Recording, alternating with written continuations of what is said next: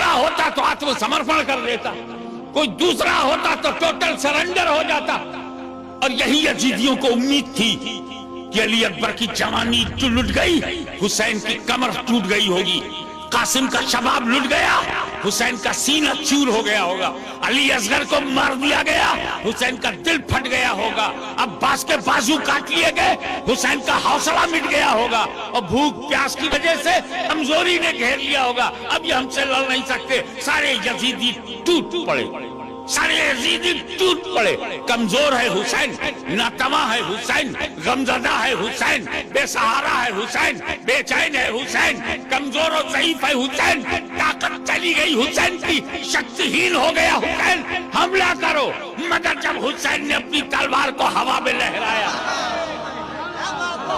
इमाम हुसैन ने जब अपनी तलवार को लहराया तो यजीदियों की गर्दनें ऐसे कट रही थी जैसे बनिए की दुकान पर गाजर मूली कट रहे हो। नारे तकबीर, नारे रिसालत, शहंशाहे खिताबत, हुजूर गाज़िए मिल्लत, नारे तकबीर। अरबी में बोलते हैं कि मैमना पे हमला किया, मैसरा पे हमला किया, मुकद्दमतुल जैश को रोक लिया, कल्ब पे हमला किया।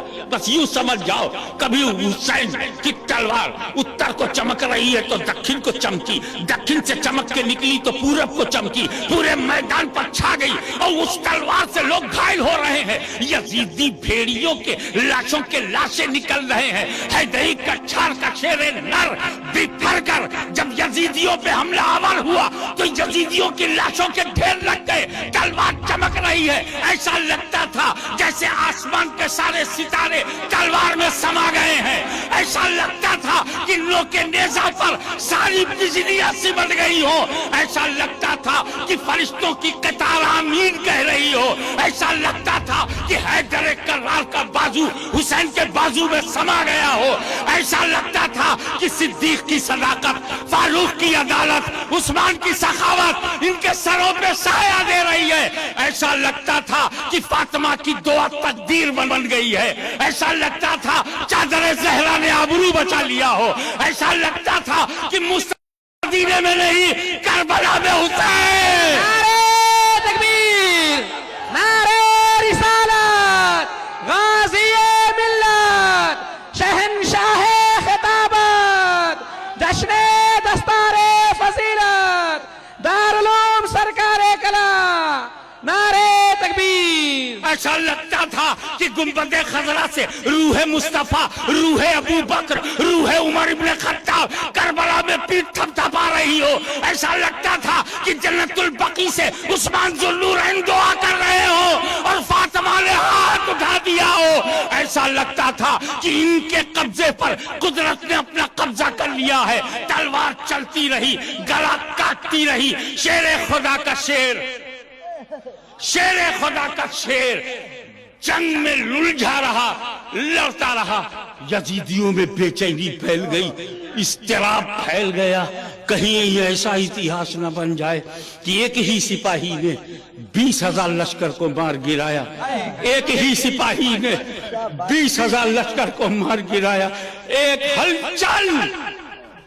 हलचल मच गई।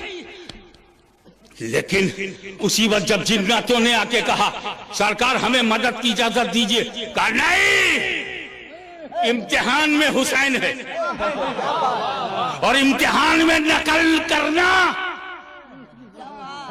इम्तिहान में मदद लेना तालिब इल्म की कमजोरी है।